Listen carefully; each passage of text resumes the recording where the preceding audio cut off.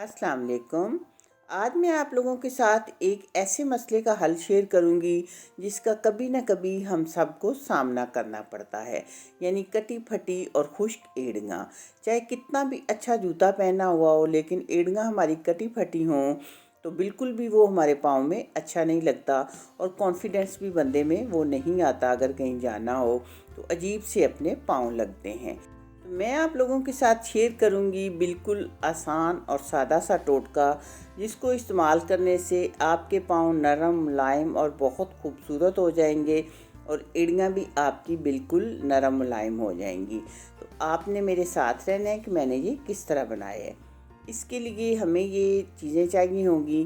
3 table spoon मैंने सरसों का ऑयल लिया है, 1 मोमबत्ती ली है और 1 टेबल स्पून मैंने वैसलीन ली है।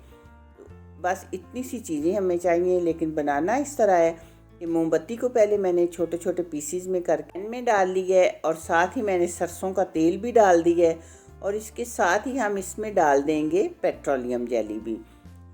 और अब हम आंच इसके नीचे जला लेंगे, लेकिन आंच रखेंगे बिल्कुल लो, यानी दम वाली आंच हमने रखनी है।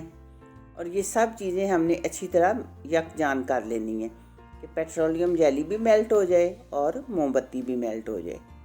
लेकिन एक ध्यान रहे कि ये देखें, आंच बिल्कुल मैंने लो रखी है, लेकिन इस 1 या 1.5 मिनट लगेगा तो ये मेल्ट हो जाएंगी। ये देखें सारी चीज़ें मेल्ट हो गई हैं। तो फ़ौरन ही आपने जिसमें भी डालना है, जिस बर्तन में भी इसको डाल लें, क्योंकि जैसे जैसे ये ठंडा होता जाता है और फ़ौरन ही ये ठंडा होना शुरू हो जाता है तो जमना शुरू हो जाता है।